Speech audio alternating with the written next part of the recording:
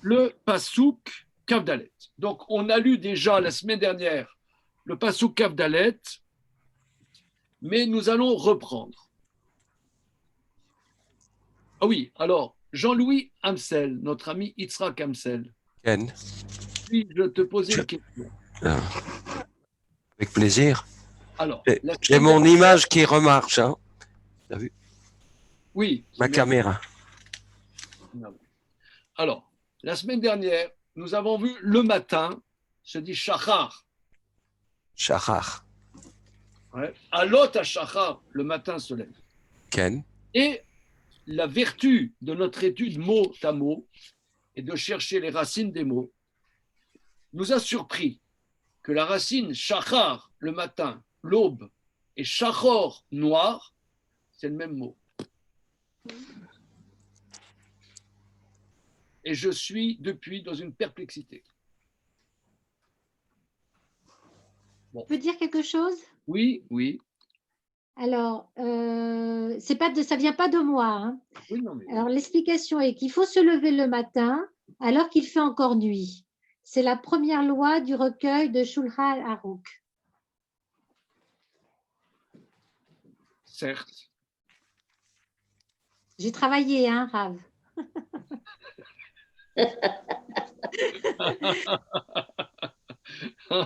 Je rame, mais j'ai travaillé. Super. Donc, vous voulez dire quoi avec ça? Alors qu'il faut se lever le matin. Le matin, il fait nuit. Le matin, on est en hiver, il fait nuit, alors qu'il fait encore nuit. Mais il faut se lever le matin. Ah, donc ça veut dire, vous dites que Shachar est juste avant l'aube, ça veut dire. Le roi David ne disait-il point dans les psaumes Oura que vaudit, Oura anevel, aïra Shachar.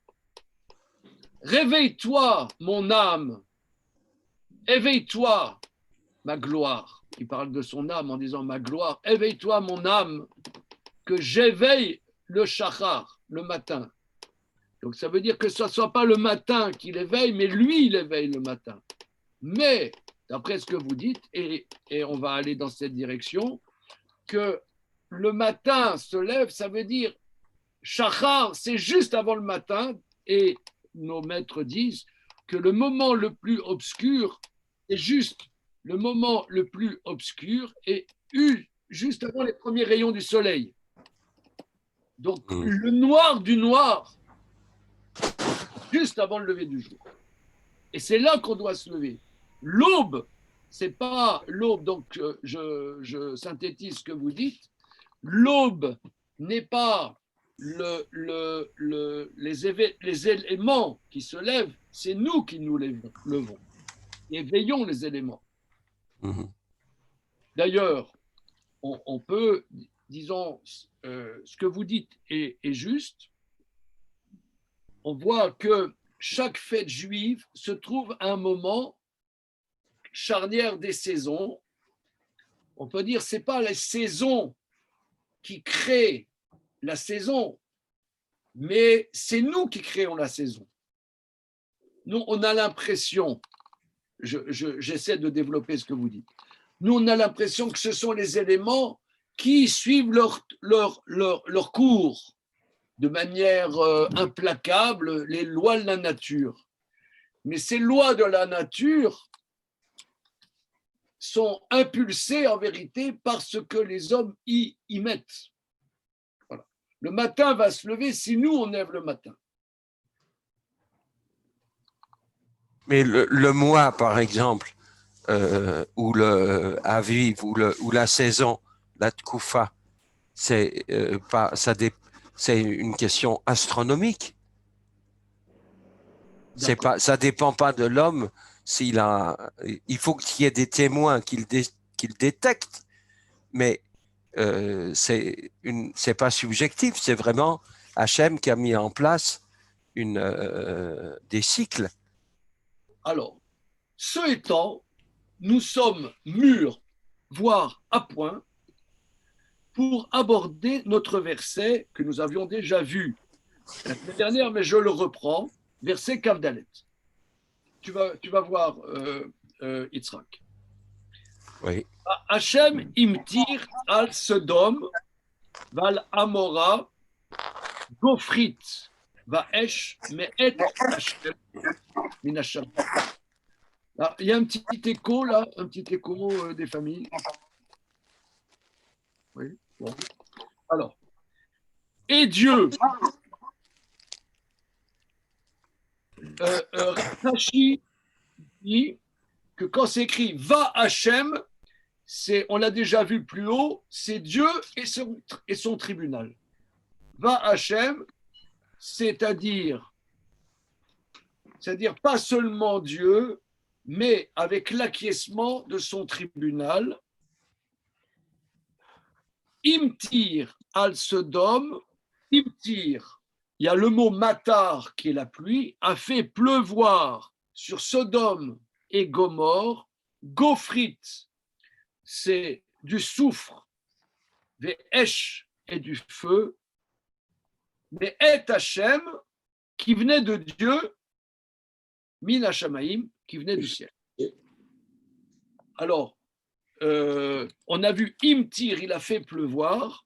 Rashi explique que d'abord, il y a eu de la pluie, c'est-à-dire que la possibilité était donnée jusqu'à encore une minute que les gens de Sodome et Gomorre se reprennent. La possibilité encore donnée à Sodome et Gomorre qu'ils se reprennent. Voilà. Et donc il y a la pluie qui s'est transformée en Gofrit Vaesh. Mais le verset dit mais et Hachem. Évidemment, puisqu'on vient de dire Hachem imtir à Sodome, Valmora Gofrit Vaesh, pourquoi est-ce répété mais et Hachem? On aurait pu dire même mais ito de lui. Pourquoi mais et Hachem? Du ciel. C'est une anomalie. Alors, Rab Shimshon Raphaël Hirsch, dans son commentaire, vous savez qui c'est Rab Shimshon Raphaël Hirsch, messieurs, dames? Un rabbin de Francfort. Oui. Qui a commenté le Chumash en allemand. En allemand. Voilà. Donc, c'est quelqu'un, si je ne m'abuse, il est né en 1808 et décédé en 1888. Et comme notre ami Yitzhak Amsel dit, il était à Francfort-sur-le-Main. Et entre autres, il a fait énormément de choses. Et entre autres, il a fait un commentaire hors pair sur la Torah qu'il a écrit en allemand, en Hochdeutsch, en vrai allemand, en vrai allemand, très soutenu. Il a été traduit il y a une quarantaine d'années en ivrite, mais peu après sa parution en allemand, il a été traduit en anglais. Si je ne m'abuse, au début du XXe siècle, il a été traduit en anglais. Il y a une centaine d'années. Et il y a une quarantaine d'années, il a été traduit en ivrite. Et il y a 30 ans environ, il y a une traduction en français. Je ne sais pas sa qualité, je n'ai jamais regardé. Je sais que sur Bereshit et Shemot, c'était traduit en français. Mais je ne sais pas la qualité. En tout cas, quoi qu'il en soit, c'est un commentaire grandiose. Et lui, il explique que c'est répété Met Hachem, parce que quand tu vas là-bas à la mer Morte et que tu vois l'ambiance, comment dire, volcanique qu'il y a là-bas dans la dépression de la mer Morte, et que tu vois le sel et que tu vois que c'est très très volcanique, alors tu te dis ce sont les éléments. Il y a eu une éruption, il y a eu parce que la terre d'Israël se trouve sur une faille, Oui.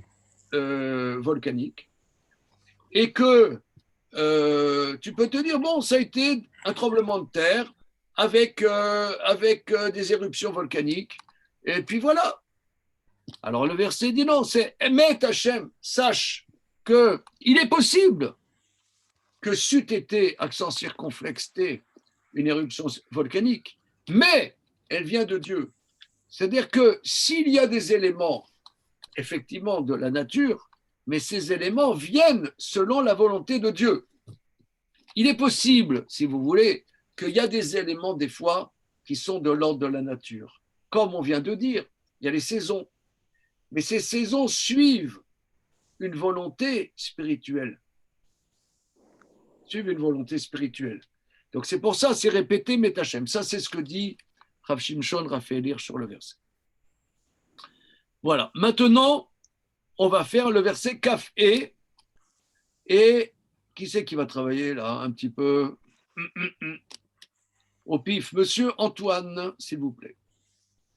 From Charenton. Tout de suite. ויהפוך את הערים האל ואת כל הכיכר ואת כל יושבי הערים ואת צמח האדמה. Alors ça commence par ויהפוך. À part un potentiel vav conversif, je ne peux pas voir le verbe. Qu'est-ce qui est arrivé aux villes? Alors, allez, vas-y. Afar, He, P, Kaf, Sofit. Qu'est-ce que ça peut bien vouloir dire? C'est pas avec un aleph, le afar, la cendre ou le... Non, c'est non, aucun rapport. Famille Kayoun, s'il vous plaît. Quand on va à Tel Aviv, on commande un café à four. Ça ne te met pas sur la voie?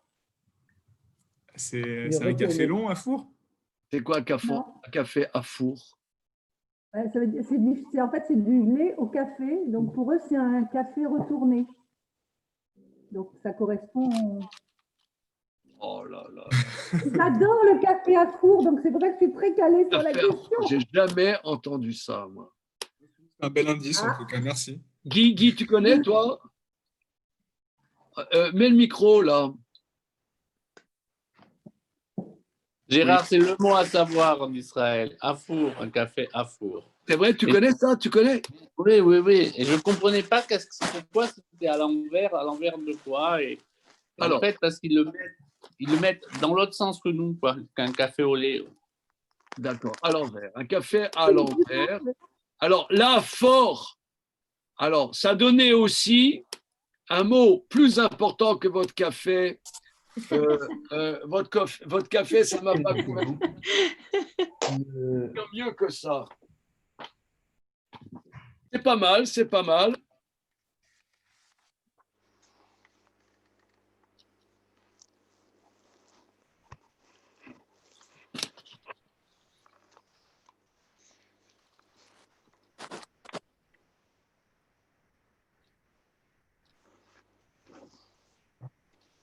C'est quoi? Ça veut dire quoi?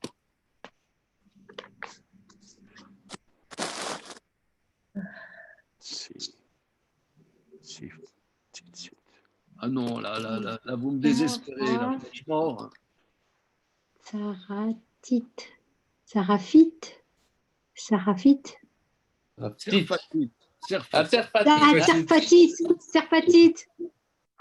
Ça veut dire quoi? Français. Oui. D'accord, mais avant. Serfatite. Serfatite.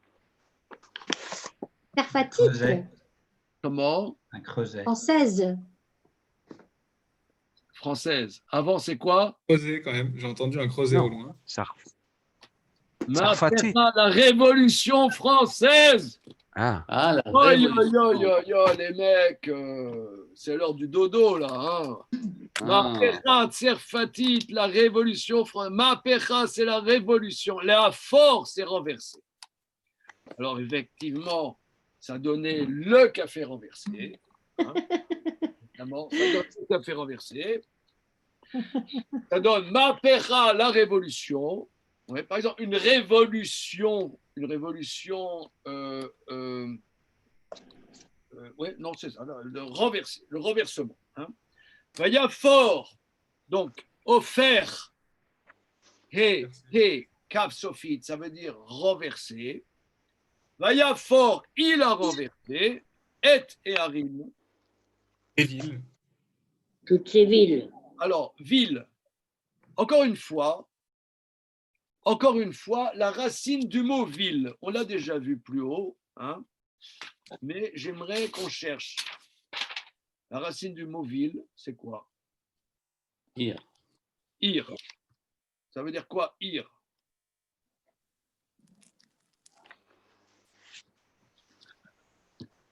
Je sais pas.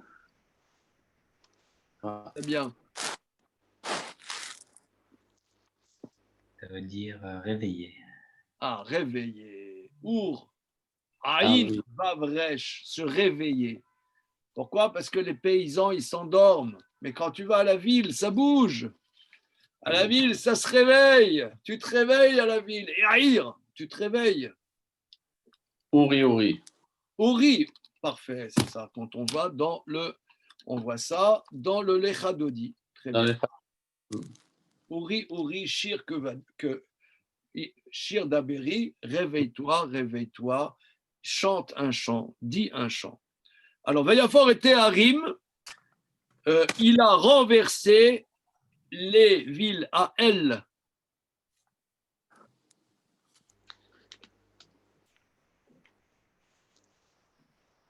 Le Seigneur. Comment? Le Dieu. Ouais. Monsieur Antoine, là? Je pensais que c'était lié. C'est comme à Elé, ces villes-là. Ah là. À Ouais, elle. oui. Voilà. Mais le mot elle veut dire aussi puissante, ces villes puissantes, Elle, comme Dieu, mais c'est une puissance. Il a renversé ces villes puissantes. Voilà, il a renversé ces villes puissantes.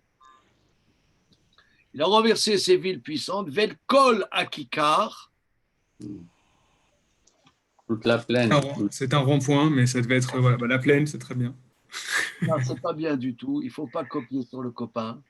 Une place, peut-être, avec la Kikar, toute la place?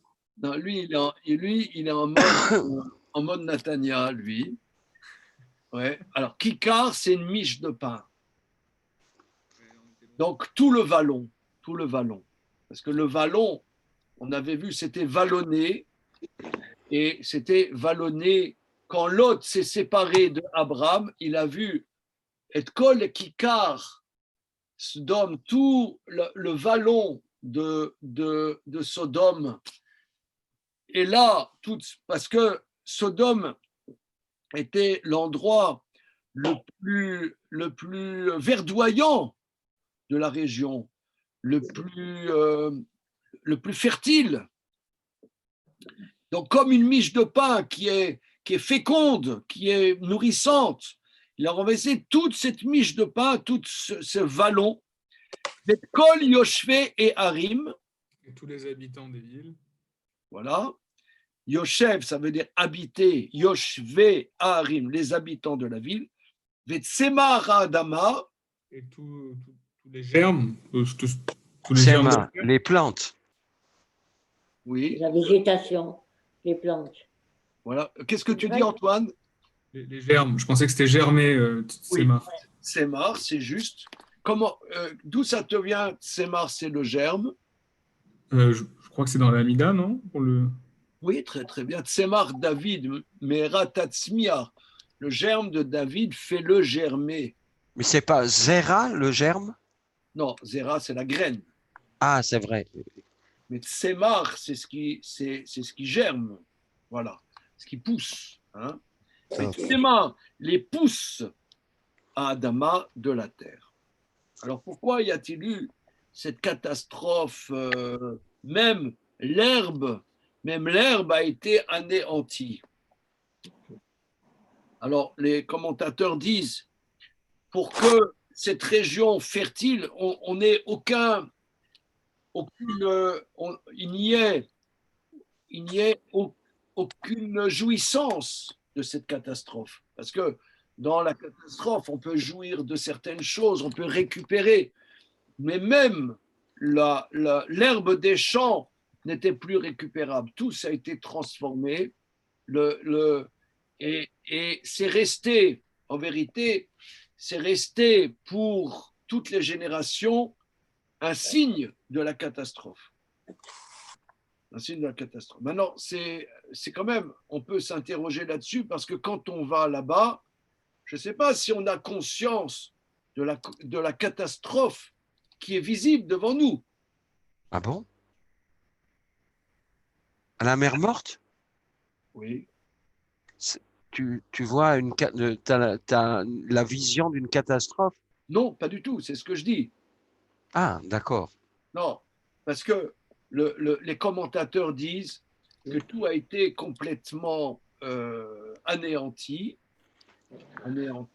et c'est devenu un endroit dans lequel on ne peut rien faire pousser. On peut rien faire pousser. Entre parenthèses, on sait que c'est l'endroit le plus bas de la Terre. C'est quand même c'est une énigme. C'est une énigme. Mais la base de cet endroit est pour nous souvenir de la catastrophe. Qu'en vérité, quand on va là-bas, je suis allé qu'une seule fois, mais on n'a pas tellement, les touristes qui vont là-bas, on n'a pas conscience qu'on a devant nous une catastrophe. Mais pardon, c'est juste à la mer Morte ou c'est plutôt vers le nord, du côté de Beth Shean, tout ça? Sodome.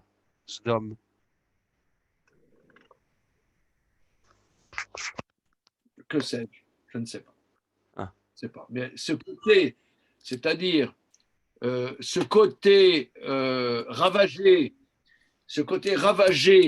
et qu'on ne peut pas, on peut pas profiter de cet endroit, on ne peut pas faire pousser quelque chose, c'est pour nous impressionner de la catastrophe. Quelque chose qui était complètement rayonnant, complètement verdoyant, complètement fertile, est devenu complètement infertile et que c'est écrit VHM, c'est Hachem qui a fait ça, vient d'Hachem, c'est pas événement naturel.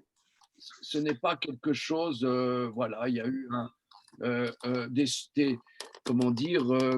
circonstances théologiques qui ont fait que. Voilà, c'est ce que le verset nous dit. Ce que le verset nous dit. Il nous semble, si vous voulez, là, on travaille ensemble. On travaille ensemble. Il me semble que ici, c'est quoi l'écho?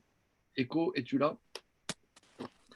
Il me semble que c'est quelque chose de général. Si vous voulez, si nous, on étudie la Torah, c'est pour apprendre quelque chose. Le mot Torah signifie enseignement.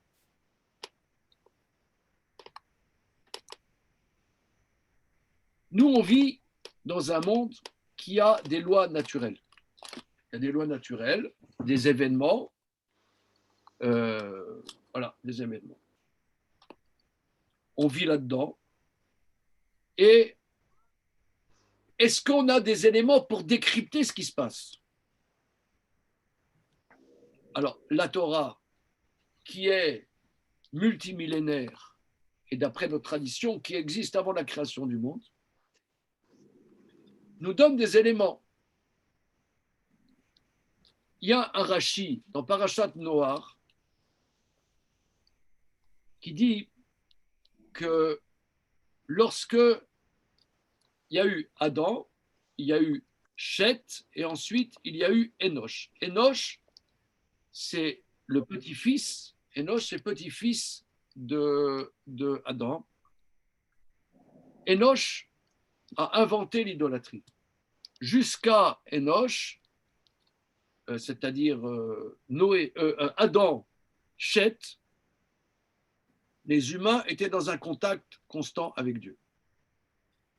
Enoch, Maïmonide explique, a perçu une distance avec Dieu. Enoch a perçu une distance avec Dieu et a pensé que on ne peut pas s'adresser directement à Dieu, il faut s'adresser aux forces spirituelles du monde et tirer les bénéfices en demandant, en faisant des cultes aux forces spirituelles de l'univers. C'est le début de l'idolâtrie. Et lors de la génération d'Enoch, les mers ont débordé et un tiers des lieux habités par l'humanité de l'époque ont été noyés par des dérèglements des océans. Ensuite, quelques générations après, l'humanité, voyant ça, ne s'est pas amendée et il y a eu le déluge. Donc ça, c'est écrit dans la Torah. Ça, c'est écrit dans la Torah. Moi, je me suis posé la question,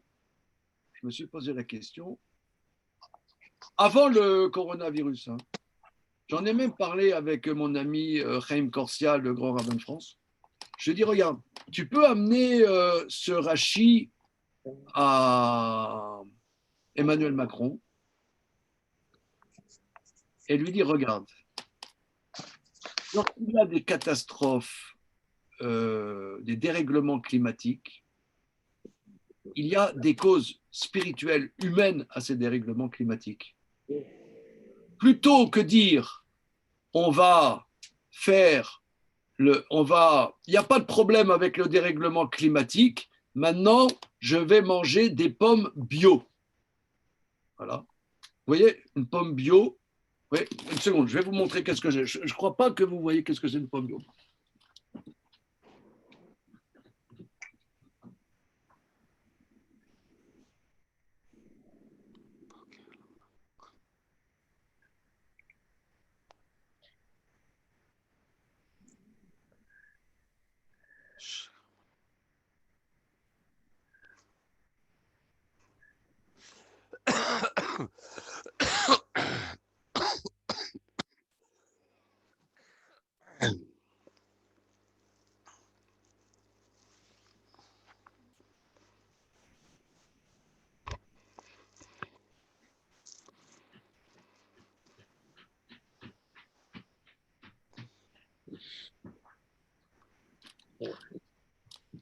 Voilà. Donc maintenant, on a le matériel pédagogique. Donc, il y a un dérèglement climatique. Les mers montent. Les glaciers du Groenland fondent de manière alarmante. La mer de glace en Haute-Savoie perd des dizaines de mètres tous les ans. Il n'y a plus de bébés phoques. Moi, j'ai trouvé la solution. Mangeons une pomme bio et une poire bio. Regardez cette poire comme elle est belle. C'est merveilleux. Et grâce à cette pomme bio et cette poire bio, il n'y a plus de problème de dérèglement climatique. On est d'accord? Baruch Hashem. Eh ben, la Torah ne nous dit pas ça. Elle ne nous dit pas qu'il ne faut pas manger des poires bio et des pommes bio. Ça, peut-être que oui. Manger pour être en bonne santé, pas manger des saloperies, je suis pour. Je pense que ça, la Torah nous encourage de ne pas manger n'importe quoi. Mais, que ça soit en faisant le tri sélectif, en mettant ma bouteille en plastique dans le truc jaune, pourquoi pas? Mais je pense que ce n'est pas la réponse au dérèglement climatique. La Torah nous enseigne des choses. La Torah nous enseigne des choses. De la même manière, on va voir la mer morte. Tu vois un endroit avec chaotique, avec du sel partout, que tu peux pas, tu veux planter des poireaux, c'est pas possible. Voilà. Comment ça se fait? Je sais pas. Les géologues vont te dire, bon, il y a eu sûrement une catastrophe géologique il y a X temps, tout s'est effondré, il y a eu un truc de la lave, des éruptions. Voilà, qu'est-ce qui s'est passé. C'est comme ça. Voilà. Non, la Torah nous dit, attention, non, mon copain, c'est pas comme ça. C'est pas comme ça que ça s'est passé. Mais Hachem, ça s'est passé d'Hachem. Et là, il faut que tu vois ça. Maintenant, c'est une épreuve quand même, parce que on peut dire c'est la nature. On peut dire c'est la nature. Voilà, si vous voulez, nous on étudie ça. Si on étudie ça, c'est ce que dit Hirsch sur le verset. Mais Et Hachem, ça vient d'Hachem. Il faut savoir que ici, c'est pour qu'on apprenne de qu'est-ce qui s'est passé. Voilà. Je vous rapporte qu'est-ce qu'on est en train d'étudier. On pourrait étudier autre chose, si vous voulez. On peut étudier, je ne sais pas moi, Lucky Luke. Mais on pourrait étudier autre chose. Ouais, faire les sous-entendus de Lucky Luke. Mais ce n'est pas ce qu'on fait là ce soir. Il faut apprendre quelque chose de là, qu'il y a des éléments qui sont de la nature, mais ces éléments de la nature ont une source qui dépend de la responsabilité humaine et on transmet ça. Par exemple, là, on est ensuite, moi je suis convaincu, mais bon, qu'est-ce que je suis rien du tout. Mais je pense qu'en toute simplicité, le coronavirus est une baffe. Après, je pense que c'est la deuxième plaie, après le dérèglement climatique, il y a une deuxième plaie qui est quelque chose complètement, on ne sait même pas qu'est-ce que c'est. Ah, mais maintenant, grâce à Dieu, Pfizer et du Schtroumpf, ils ont trouvé qu'est-ce qu'on va faire et on va avoir les vaccins. Bon, c'est bien, il faut les vaccins. Je ne dis pas qu'il ne faut pas les vaccins, mais qu'est-ce qu'on apprend? Qu'est-ce qu'on apprend de cette histoire du coronavirus? Qu'est-ce qu'on apprend? Qu'est-ce qui va changer dans notre vie? Ah, grâce à, comment il s'appelle le ministre de l'économie, là, Rabotaille? Le maire. Le maire. Voilà, grâce au bon Le Maire, on va pouvoir faire les courses pour les cadeaux de Hanouka. Mais, bon, on va pouvoir faire les courses. D'accord, ok. Là, je suis allé vendredi, Black Friday s'il en est. Là, c'était la transe dans les rues du 20e arrondissement. La transe, les courses, et encore les courses, et les courses, et les courses. Parce que c'était hyper intéressant, 50% de rédal. Maintenant, ok, mais Rabotaï, qu'est-ce qu'on apprend de cette histoire? Qu'est-ce qu'on apprend? Si on étudie, c'est que la Torah nous donne des éléments. On n'est pas sans éléments. C'est quelque chose de très, très, très, très, très, très important. C'est très, très important. Très, très important. Maintenant, j'ai beaucoup discuté avec mon épouse de ce sujet parce qu'on voit on voit la presse, etc. On voit peu de gens qui s'interrogent. Peut-être qu'on ne s'interroge pas parce qu'on a peur de ne pas avoir d'éléments de réponse. Comme on a peur de ne pas avoir d'éléments de réponse, on ne pose pas les questions.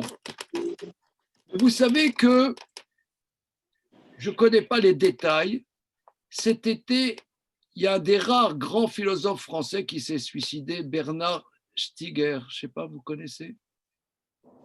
Bernard Stiegler. Ouais. Bernard Stiegler, c'est un des rares. Tu connais, Damien, Bernard Stiegler? Je ne savais pas qui s'était suicidé. Il s'est suicidé cet été, au mois de juillet, si je ne m'abuse. La pensée disruptive. Voilà. Il a fait il a sorti un livre il y a quelques mois, La pensée disruptive. Ok. Moi, je ne sais pas, je ne suis pas dans l'âme, je ne suis pas dans la tête de Bernard Stiegler. Mais je me suis dit, que peut-être un homme qui a essayé de réfléchir sur les choses, et en voyant la vacuité de réflexion, peut-être qu'il a dit basta, ça suffit. Voyant le vide sidéral de réflexion, il s'est dit bon, voulez-vous formater? Il a formaté. C'est possible. Moi, c'est ma thèse, j'en sais rien. C'est possible qu'il en avait complètement sa claque parce qu'il y a un vide sidéral. Alors, j'en ai beaucoup discuté avec mon épouse. Alors, elle dit comme ça qu'il ne faut pas en vouloir aux goyim s'ils n'ont pas de réflexion profonde sur le sujet et qu'ils ont le principe pour eux, le principal pour eux, c'est qu'il n'y ait plus le confinement et qu'on vive comme d'habitude. Il ne faut pas en vouloir. C'est nous, les enfants d'Israël, notre vocation, c'est d'être les prophètes parmi les nations. C'est à nous de nous poser des questions. Et si nous, on réfléchit, on essaie de se mettre en question, je ne sais pas comment, de méditer, et de changer peut-être notre existence, je ne sais pas comment, eh bien, peut-être ça peut avoir un impact, parce que c'est nous qui avons la Torah, nous on a la Torah. S'ils n'ont peut-être pas l'oreille à ça, s'ils n'ont pas l'oreille à ça, ce n'est pas grave, mais c'est à nous de l'avoir. Là, on voit, le verset dit qu'il y a des éléments, tu pourrais dire c'est des éléments volcaniques. Non, le verset insiste. Comprenons, Dieu a fait tomber le soufre et le feu de Dieu. Donc le verset insiste, ça vient de Dieu.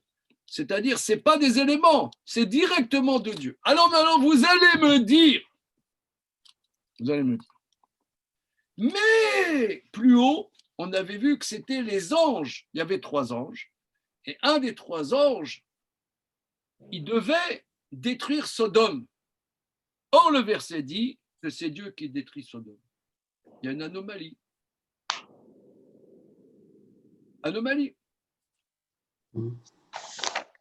Alors, Rashi relève.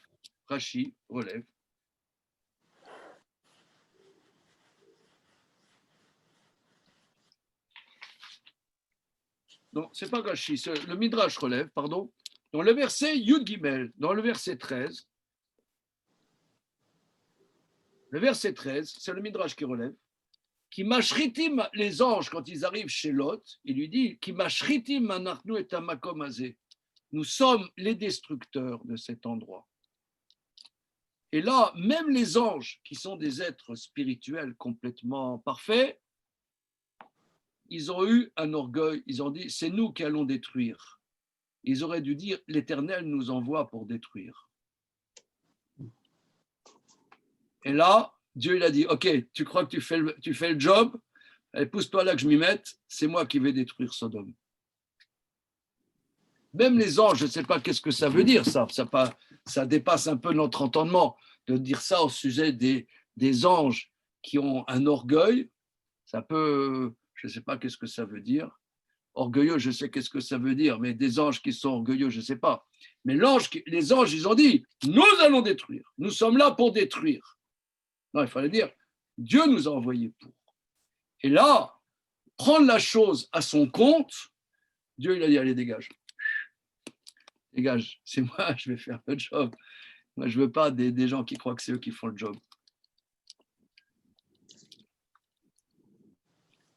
Bon, ok. Antoine. Ça veut dire qu'en plus, c'est le tétragramme qui est utilisé, c'est surprenant, non? Oui, alors on l'avait soulevé la dernière fois, on l'a soulevé, on a développé ça effectivement. Alors là, il y a beaucoup de commentateurs là-dessus, beaucoup de commentateurs, que c'était, j'ai expliqué la semaine dernière, que arrêter le massacre, arrêter les saloperies de Sodome, c'est quelque part une attitude miséricordieuse à leur égard. Et d'autre part, d'autres expliquent le fait que nous, on puisse apprendre de ça, c'est une dimension de miséricorde. C'est nous épargner de nous épargner, que l'égoïsme et, et la volonté de jouissance à tout craint des gens de Sodome, et que cette jouissance excluait tous les autres, quoi, parce que ma jouissance, qu'il y a un verset dans les Proverbes de Salomon qui dit « Me vakesh ta'ava nifrad ». Celui qui recherche son plaisir se retrouve seul. Et donc, cette recherche de plaisir, il s'est retrouvé seul. Ils sont retrouvés dans leur solitude et dans leur destruction. Donc ça, voir ça, apprendre de ça de Sodome et Gomorrhe, pour nous, c'est Midat HaRachamim. Pour nous, c'est un cadeau. Non, est-ce qu'on apprend de là? C'est une autre affaire. Yes. Alors, on va continuer. Alors, on a vu la semaine dernière le verset Kav-Vav. On le reprend. Damien, s'il te plaît. Regardez les copains, parce qu'il y a Lévi Yitzhak, je ne le vois plus. Nathan, je ne le vois plus. Mor Youssef, je ne le vois plus. Pia, on ne la voit pas. Moi, je veux voir je veux bosser avec vous, là. Je ne veux pas. Voilà, c'est bon. Allez, Damien, Bechavot. Vatabet Ishto Me'acharaiv Vathi Netziv Melar. Alors, donc, elle se retourne. C'est pas bon, c'est pas bon. C'est pas bon. Non, Vatabet. Qu'est-ce que ça veut dire les cailloux, Vatabet? Aucune idée pour moi.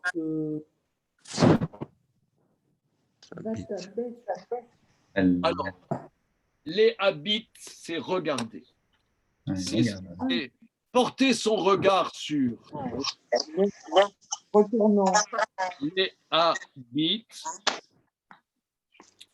le verbe lamed et bet yud tête, c'est porter son regard sur les habits. Vayabet, elle a porté son regard. Elle a porté son regard. Maintenant, où est-ce qu'on voit le mot abata? Peut-être c'est un regard furtif. Les habits, c'est un regard furtif. Elle a jeté un regard. Par derrière. Ouais. Moi, je vous parle ni d'Aubagne, ni de Jérusalem, mais je vous parle du 20e arrondissement. Dans le 20e arrondissement, on dit « elle a zioté ». Mais peut-être vous ne connaissez pas le langage du titi parisien. Elle a jeté un regard. La bite, c'est un regard furtif, tu vois. Dans Yigdal, on le dit tout le temps. Dans Yigdal, qu'on chante tous les Shabbatot. Absolument, absolument. Voilà. C'est pas furtif. Comment? Dans Yigdal, c'est pas un regard furtif. Le chant qu'on chante tous les... Attends une seconde.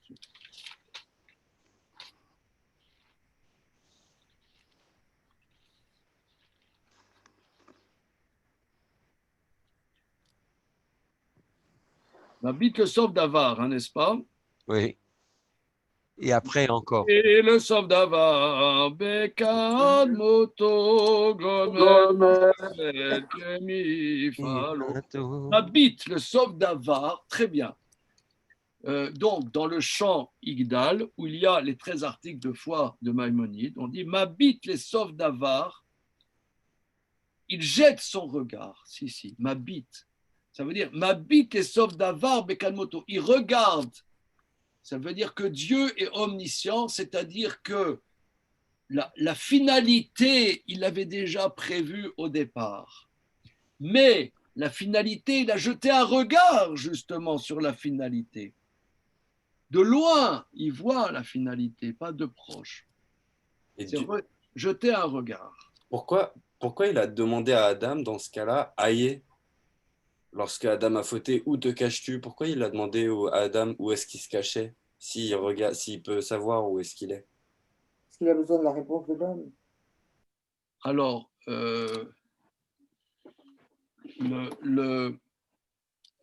Rachid répond à ta question. C'était pour entrer en dialogue. D'accord.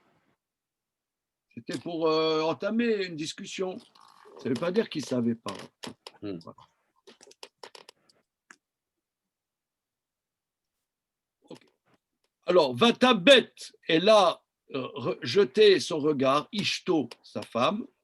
Vous pouvez remarquer que c'est la première fois qu'on la voit. On voit Adam et Ève, ils discutent, pour le meilleur et pour le pire, mais ils discutent. On voit Abraham et Sarah, ils discutent tout le temps. Et Noé, on sait qu'il a une femme. Je pense qu'elle doit être à la cuisine, la femme de Noé.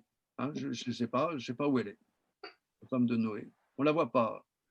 Et là, la femme de Lot, elle était absente. On sait qu'elle existait, mais elle était absente. Et là, seulement on la voit. Elle jette un regard. Mais Acharav, monsieur Damien, s'il vous plaît. Derrière elle, Erreur. après elle, Erreur. erreur. Non, tu vas bien traduire. Tu vas bien traduire. Ah bon? Oui. À l'arrière. Derrière lui. Derrière lui. Derrière lui. Qui a dit ça derrière lui? C'est Guy. Comment? Guy, très bien. Parce que derrière elle, ça veut dire me'acharea, avec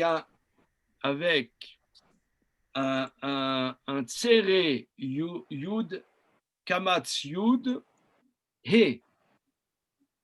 Or là, il y a le yud et le vav, me'acharav de derrière lui. Derrière lui de qui?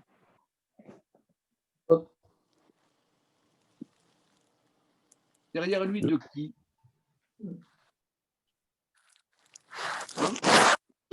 Elle a jeté sa femme un regard, mais Acharav de derrière lui.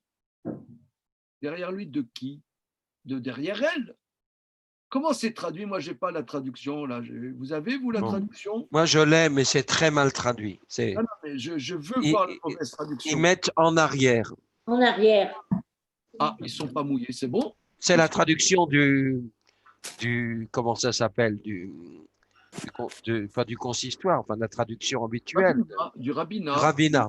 De Zadok Khan, c'est bien. De Zadok Khan. Non, c'est pas mauvais. Non, elle aurait dû dire en arrière de lui. Non, mais tu comprends que dans une traduction en derrière de lui, là, excuse-moi l'expression, tu pètes un câble, tu comprends pas. Donc là, si tu fais une traduction, il faut que ça soit lisible. Comme on est en arrière, c'est bien. Moi, j'aurais traduit comme Zadok Khan. Mais si on fait un travail de traduction mot à mot, pas de traduction comme ça pour faire une traduction fluide, mais mot à mot, on a un problème.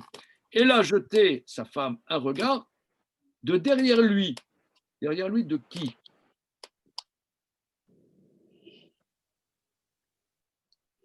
De Lot. Non. Oui, on pourrait dire de derrière lui, de derrière son mari, de derrière lui. On pourrait dire. Alors, j'ai vu des commentateurs, il y a un grand commentateur qui s'appelle Rabbi Moshe Alshir. Rabbi Moshe Alshir, très grand commentateur, c'était un des sages de Tzfat, de Safed, au XVIe siècle. Un élève de Rabbi Yitzhak Luria, un camarade de Rabbi Yitzhak Luria, lui, Maharav, comme on dit que Moïse a vu Dieu de derrière. Tu ne pourras pas voir ma face, mais tu pourras voir mon arrière. Puisque là, il y a eu un dévoilement du tétragramme dans cette destruction. Dans cette destruction, c'était une destruction qui venait de Yudke Vavke, d'Akadosh Baruch Hu.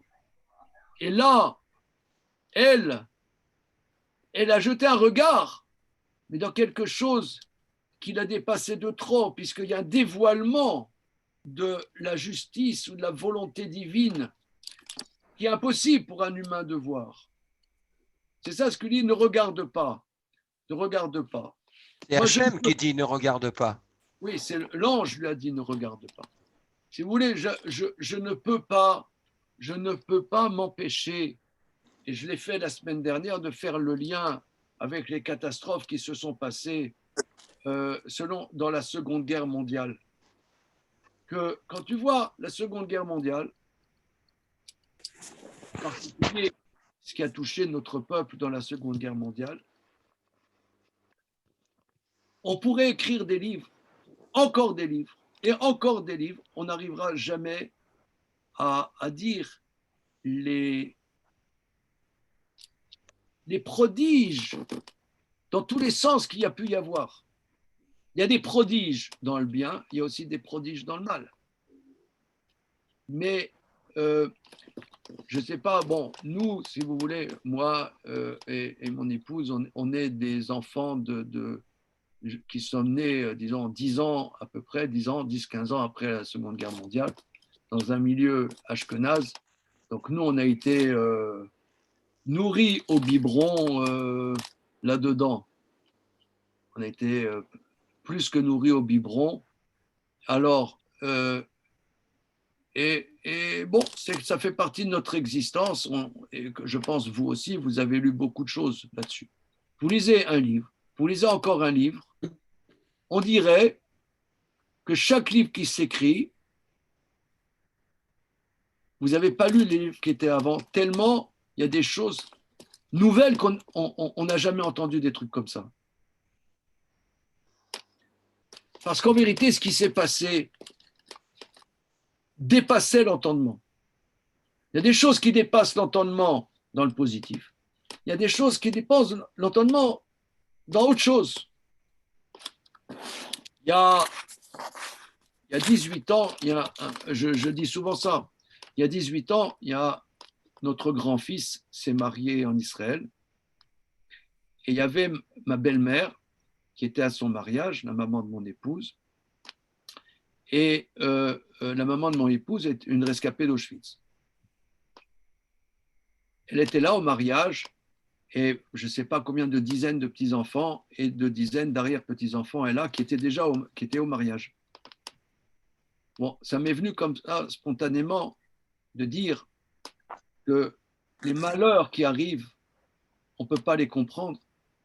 Et les bonheurs aussi, on ne peut pas les comprendre. Il y a des bonheurs incroyables, des bonheurs qui dépassent l'entendement. De la même manière, des fois, il y a des malheurs qui dépassent l'entendement. Ici, le malheur qui s'abat à Sodome dépasse l'entendement. On dit Hachem, c'est écrit, répété, Hachem, il fait pleuvoir le truc, le machin, le verre, dit que c'est les éléments. Non!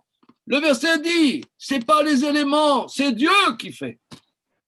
Des trucs que tu peux pas comprendre. Elle a jeté un regard et elle est devenue une statue de sel. Ça veut dire, le sel, c'est stérile, c'est mort. Excusez-moi,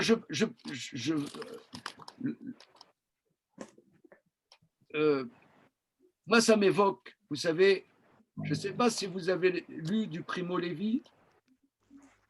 Ouais. Ouais. Alors, il dit Primo Levi, qu'il y en a, ils ont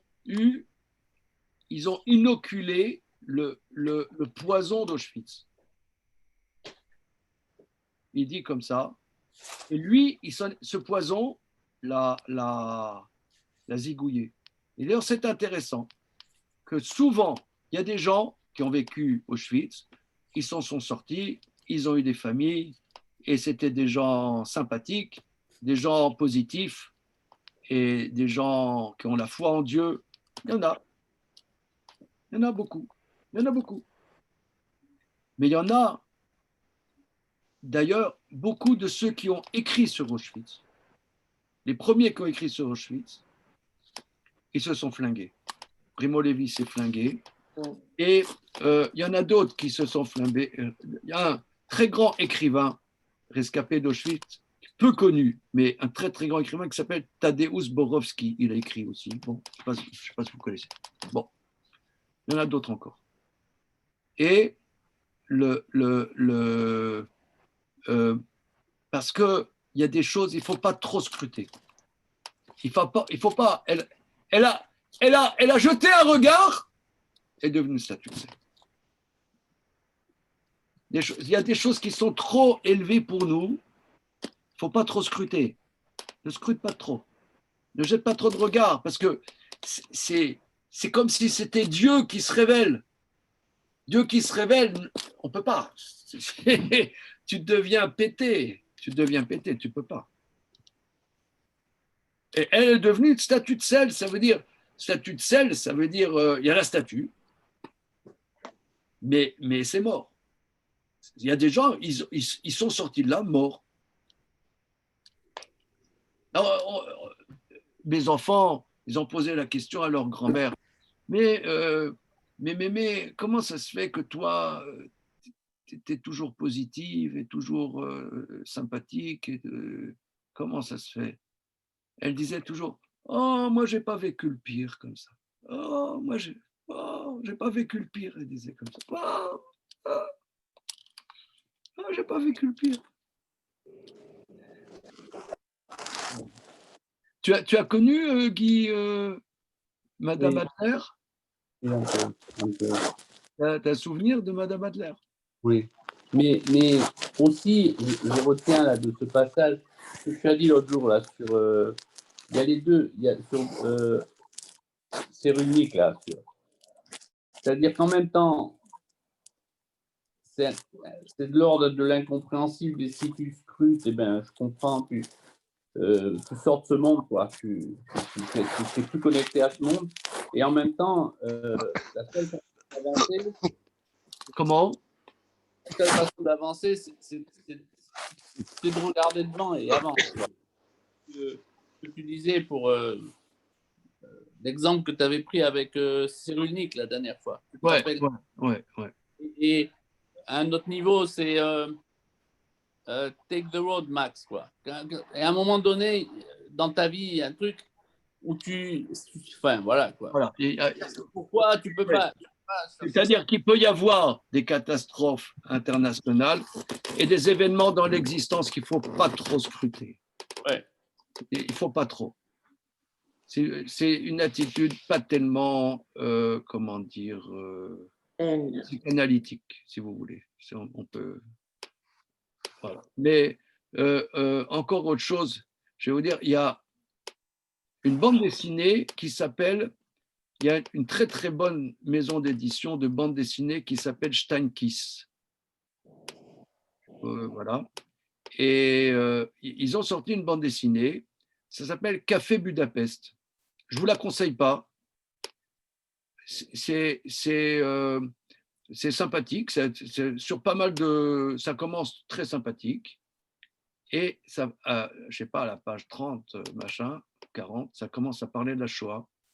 Je n'ai jamais vu quelque chose d'aussi horrible que cette bande dessinée. Je ne vous la conseille pas. Alors, il ne faut pas. Hein. Même le 9 av, il ne faut pas. Il ne faut pas. Il y a des trucs, il ne faut pas. Il ne faut pas regarder. Et on a Yatsara comme ça. Je trouve que. Non, je disais, il y a un Yatsara comme ça où en fait on jouit d'une certaine forme de contempler le chaos et de contempler la destruction. C'est très juste. Très juste. Il y a une pulsion à ça. C'est parfait ce que tu dis. On tente ce à quoi on échappe. Ça s'appelle la pulsion de moi. Ouais, il y a une pulsion qui nous attire. On a envie de savoir. Ouais. Savoir, c'est Dieu. Donc, si vous voulez, au sens vraiment, c'est pour ça, c'est la vertu de traduire mot à mot, pas seulement mot à mot, mais grammaticalement.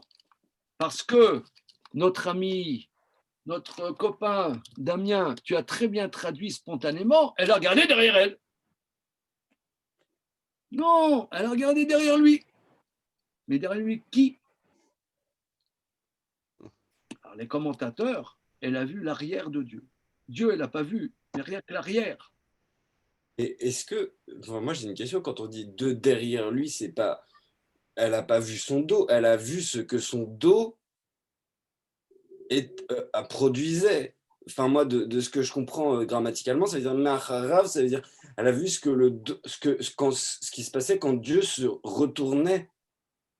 Donc en fait, moi j'interprète ça comme une forme de. En fait, Dieu il éclaire sa face du monde, et quand alors il décide de se retourner dans l'endroit du monde, bah alors c'est ce qui se passe, c'est le chaos, c'est la destruction, c'est le. Et donc elle a vu Maharav, elle a vu depuis son dos. Pas son dos à lui. Ouais. Quand il se retourne, quand Dieu se retourne. Elle a vu qu'est-ce qu'il y a quand Dieu se retourne. Voilà. C'est bien, c'est bien. Razak, très bien. Ok. Donc on va continuer. Vatei, Damien, on ne va pas te laisser là comme ça. Allez. Vatei. Elle fut. Vatei, traduis bien s'il te plaît. Non, on va, détente, on est entre nous. Vatei, vas-y. Je sais pas. C'est féminin. Vatei, elle fut. Vatei, ouais. le tav. Tei, elle sera. Vatei, elle fut. Netziv. Statue. Alors, une statue. Alors, on avait dit la semaine dernière, c'est Yatsiv, ça veut dire droit. Yatsiv, comme on dit, Emet ve Yatsiv. Dans la prière, on dit Emet ve Yatsiv ve Nachon ve Kayam. Vrai et tenue droite. Donc, c'est un sens, comment dire, on étend le sens à statut. Mais le sens premier, c'est natif, quelque chose qui se tient droit. C'est quoi quelque chose qui se tient droit? C'est une statue de Mélar. Alors, Mélar, on va analyser le mot Mélar. On sait que Mélar, c'est le sel.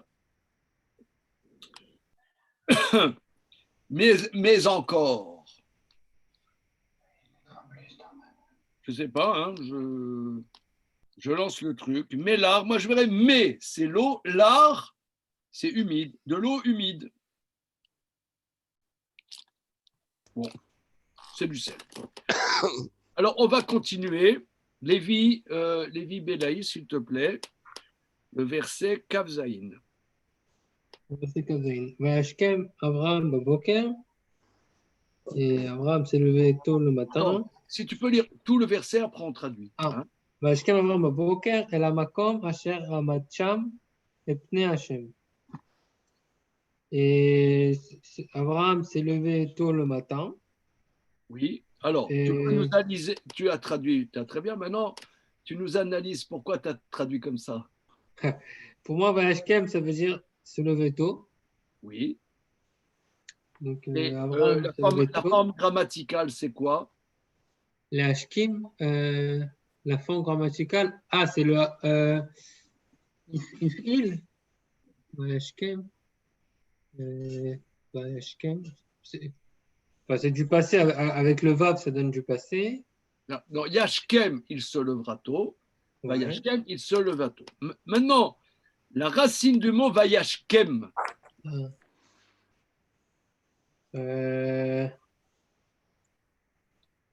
C'est Shin Kraf Mem. Oui, qui veut dire quoi?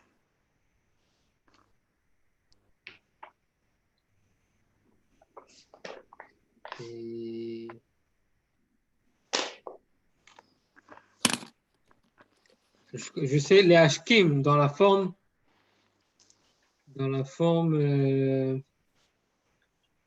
Je n'ai jamais entendu au poil.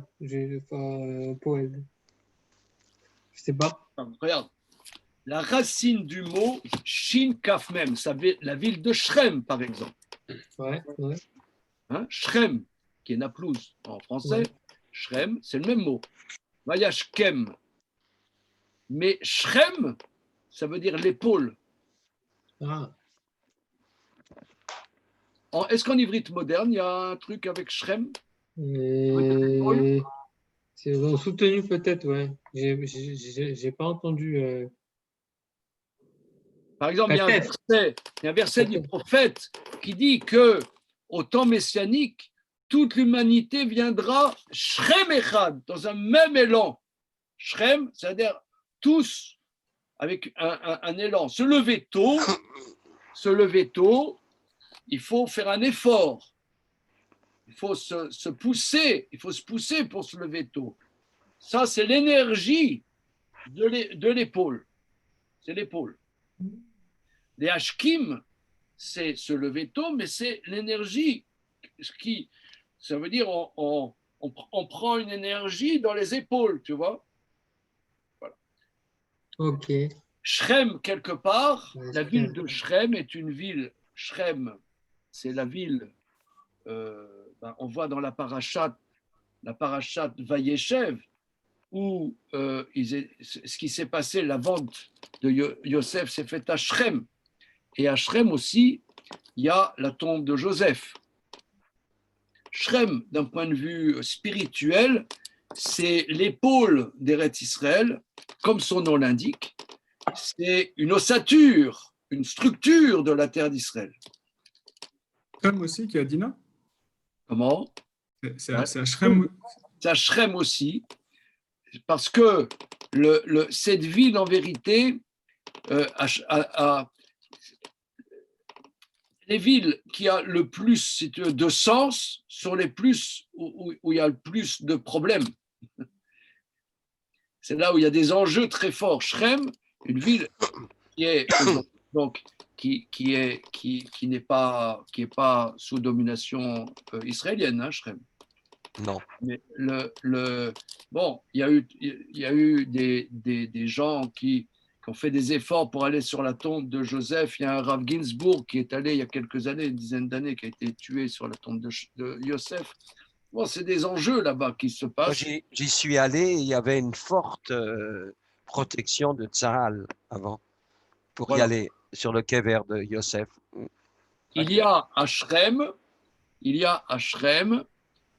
a le mont Eval et le mont Grizim. C'est là-bas où il y a les Samaritains. C'est la ville des Samaritains.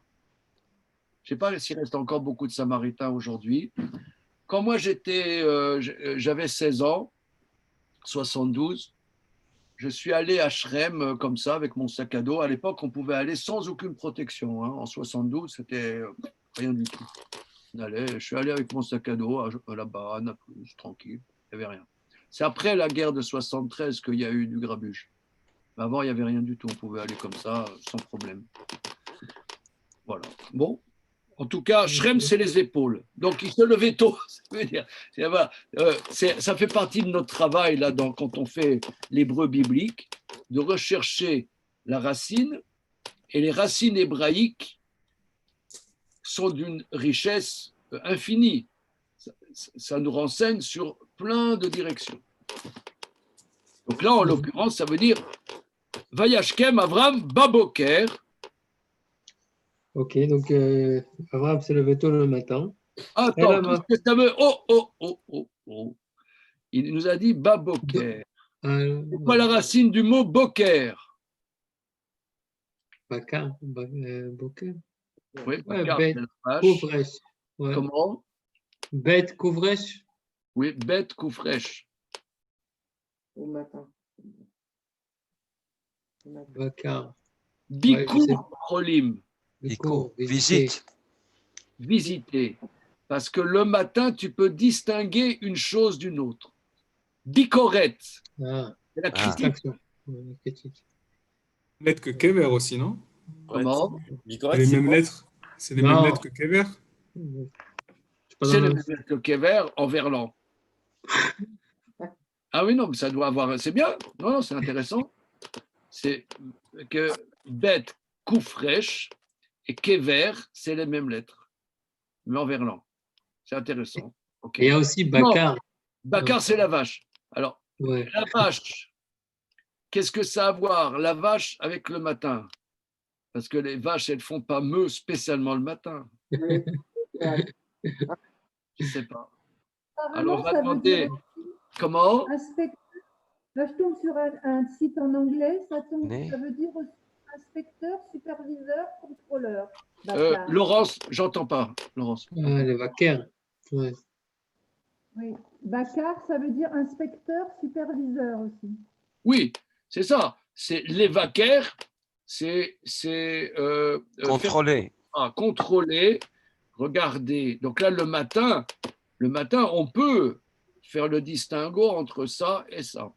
Il y a Bakarat, celui qui arrive en Israël, je crois que normalement il y a écrit Bakarat Darkonim.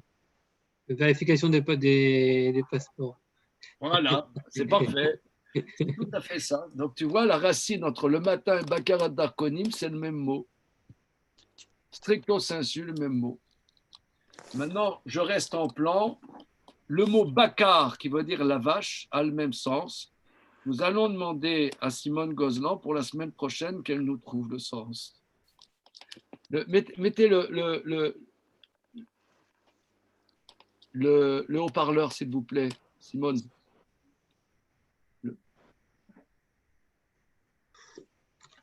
On ne vous entend pas.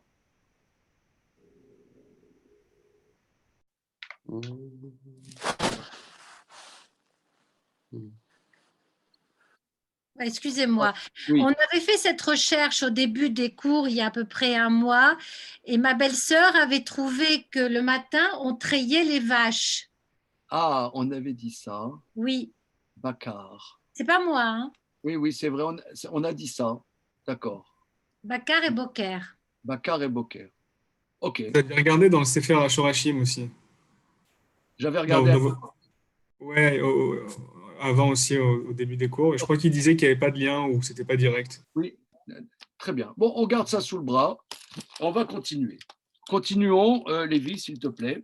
Ok. Et la Makom Asher Amad Sham, vers l'endroit et sur lequel il s'est tenu, là-bas, Asher Amad Sham. Ok. Et sur lequel il s'est tenu là-bas, Etpne Hachem, en face de la face d'Hachem. Voilà.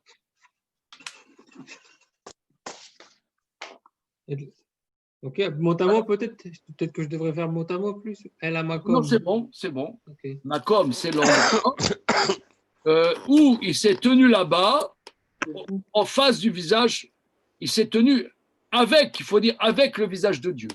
C'est pas complément d'objet, mais le mot être peut être le signe du complément d'objet, ou le mot être peut dire avec le visage de Dieu. Et des fois, il peut pas dire en face. Non. Ah, c'est avec le visage de Dieu. Ok. Je ne sais pas comment traduire autrement. Ok.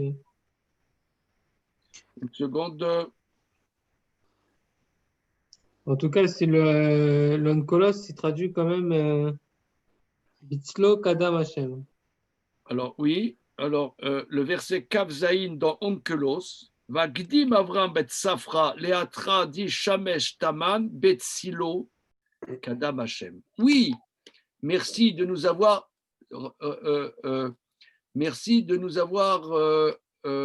orienté sur Onkelos. En araméen, non?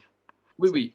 Mais Onkelos, il nous traduit, mais on sait que traduire, ce sont des options dans le verset. Regardez parce que si on traduit précisément ce verset, il y a une anomalie. Vayashkem Avram Baboker. Avram s'est levé tôt le matin. Voilà.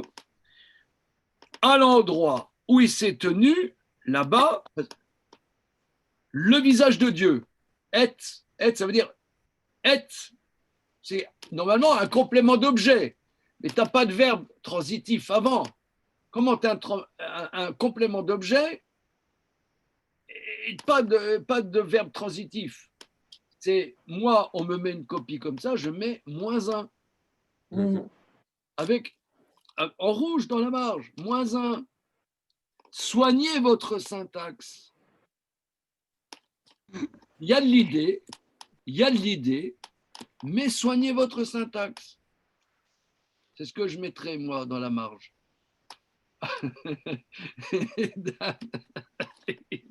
Tu fais ça souvent? Ah là là là là. Ça va Ça être dur, t'arrive notre souvent? examen. Comment? Ça t'arrive souvent de faire des remarques comme ça dans les marges, là, en rouge? On me l'a fait à moi. Ah, On me l'a fait. Alors, bon, tout ça pour dire que notre ami Lévi nous encourage à regarder Onkelos. Mais je ne vais pas vous infliger. Il dit, oui, s'est tenu là-bas, Betsilo, Kadam Hashem, en prière devant Dieu. Ouais. C'est pas la traduction mot à mot, quoi. Oui, parce que la traduction mot à mot, elle bug. Ouais. Traduction. Donc c'est pour ça, moi, je dirais et n'est pas un complément d'objet, mais avec le visage d'Hachem. Mais j'ai pas compris comment on est passé à Abraham.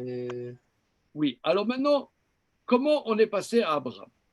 C'est quoi? Ouais, le sens du verset, j'ai pas. Mais si tu n'as pas compris, c'est normal parce que c'est incompréhensible. Qu'est-ce qu'Abraham, tout d'un coup, il fait ici?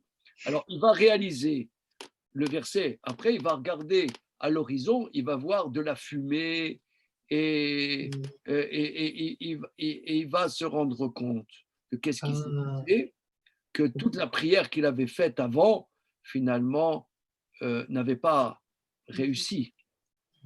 Pas réussi. Alors, mais on apprend quelque chose d'extrêmement important de ce verset. La Gemara dit, dans le traité Brachot, que quand on prie, on doit prier, on doit avoir un endroit régulier, on fait la prière. On ne fait pas la prière comme ça, de manière aléatoire. Il se lève le matin et il va à l'endroit où il a prié. Or, Ahmad, il s'est tenu, on a dit souvent qu'il y a une différence dans l'hébreu biblique entre le passé simple qui est exprimé en hébreu biblique par le vav, le vav conversif est le futur, c'est le récit, ce qu'on appelle en français le passé simple, et l'imparfait, comme ici Ahmad, ou on pourrait dire le passé composé, où il s'est tenu. C'est-à-dire, c'est un passé continu. Imparfait en français, ça veut dire, c'est pas un passé qui continue, qui n'est pas terminé. Il s'est tenu longtemps. Où il s'est tenu, où il se tenait en face de Dieu. C'est-à-dire, le matin, il se lève, il va toujours au même endroit pour prier. Il avait l'habitude. La Gemara dit, Kol hakovea makom letfilato, Eloke Avram be'ezro. Tout celui qui fixe un endroit précis pour sa prière, le Dieu d'Abraham est dans son aide. Mais où l'apprend-on, ce principe, que Abraham fixait un endroit à sa prière? Ici, paf, on y est. wow. C'est d'ici qu'on l'apprend. Le matin, il se lève, il va à l'endroit où il s'est tenu dans le visage de Dieu.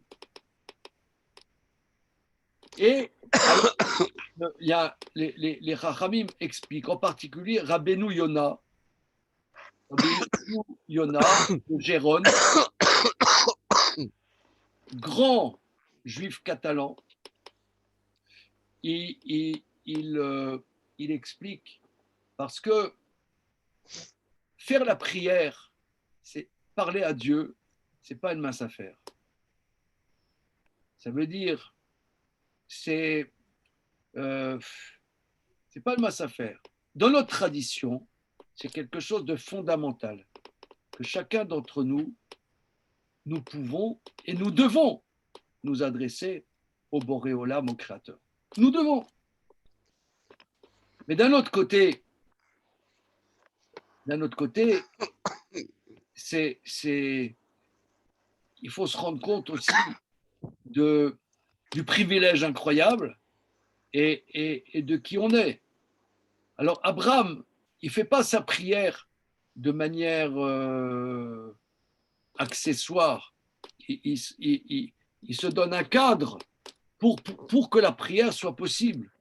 Parce qu'on sait bien que se concentrer dans la prière, c'est très, très difficile. Il faut être dans un cadre où on peut se concentrer, on peut... Donc là, il a un endroit où il sait qu'il peut se donner les moyens, parce que ça ne se fait pas comme ça. C'est comme, par exemple, on dit l'importance de faire la prière au minyan. Parce que quelqu'un qui prie tout seul, ça veut dire que, ouais, moi, je suis le super balèze. Alors, non, si je suis minyan, j'ai le mérite de la communauté qui m'accompagne. Je ne suis pas tout seul. Il y a le mérite de la communauté qui accompagne que ma prière soit possible. Alors, ce n'est pas une obligation stricte de faire la prière béminyan. C'est pas, comment dire, il y a X années, on avait étudié à fond ce sujet. Ce n'est pas une obligation, voilà, comme par exemple, le matin, un homme il devait mettre les téphilines. C'est une obligation stricte. Faire la prière béminyan, ce n'est pas exprimé comme une obligation stricte. Mais la prière béminyan, c'est la prière se fait béminyan. Parce que qui je suis pour parler à Dieu comme ça, salut, comment tu vas, t'as pas 100 balles. Je veux dire, c'est même au banquier, ouais, mais tu vas demander un prêt à la banque, tu arrives, ça va Polo, ça va, dis-moi. Non, tu arrives, tu t'habilles bien, tu as une manière, il y a un protocole, machin, il y a comment dire, une distanciation sanitaire, tu mets ton masque, tu as mis du gel hydroalcoolique, tu fais patte blanche, tu mets ta cravate, tu arrives à l'heure. Ouais. Alors maintenant, tu vas parler au créateur. Il faut arriver à...